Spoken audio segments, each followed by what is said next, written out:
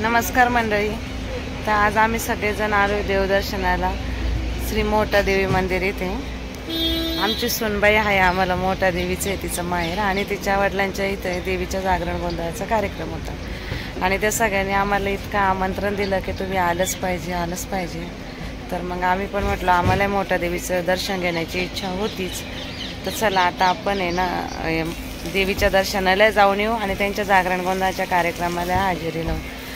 आणि खरोखरच मोठा देवीचं मंदिर इतकं सुंदर केलेलं आहे. इथला परिसरही खूप सुंदर आहे आणि सगळंच छान आहे. मी तुम्हाला दाखवते ते सगळं थोडं.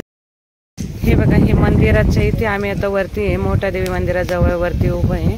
आणि खाली बघा गाव, किती सुंदर असं गाव दिसतंय. सगळाच परिसर खूप छान आहे आणि दर्शनासाठी आज इतके जण आलेले आहे ना, म्हणजे आज जरा भाविकांची गर्दी पण खूप जास्त आहे. हे बघा, मोठ्या देवीच्या मंदिराचं काम पण चालू आहे. इथं राहण्याची पण व्यवस्था आहे. सुंदर अशी हवा सुटली आहे, छान. म्हणजे खरंच आहे ना, देवीच्या इथलं वातावरण खूप छान आहे. आणि आमच्या सोनबाईच्या इथून तर तिच्या घरापासून इतकं सुंदर दिसतं ना मंदिराचा कळस वगैरे. म्हणजे मंदिरात आरती सुरू झाली का तिच्या इथं आरती पण ऐकायला येते असं तिचं म्हणणं आहे. आणि मंदिराच्या संस्थेने ना पाण्याची सुविधा पण चांगली केलेली आहे. आम्ही देवीच्या मंदिराकडे निघालोय जाण्यासाठी.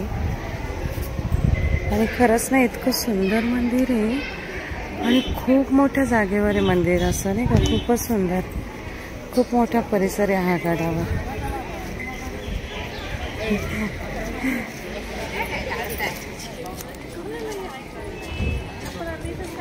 काय म्हणणं आहे मग तुमचं दर्शनाला आल्यावर?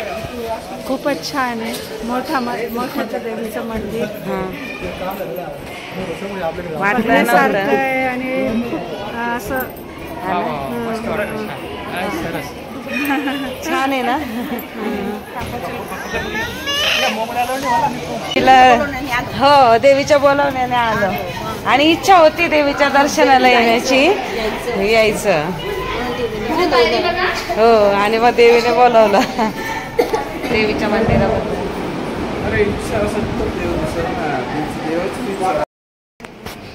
मंदिराचं आहे ना 3 मजलीमध्ये बांधकाम आहे.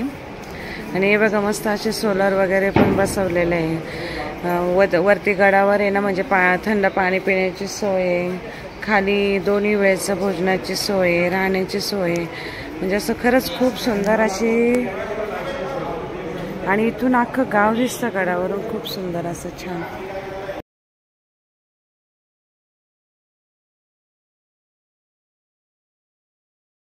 बाबाईचा, रेणुका देवीचा, एकविराईचा, या आदिमायेचा, जगदंबेचा, महालक्ष्मीचा, सप्तशृंगीचा,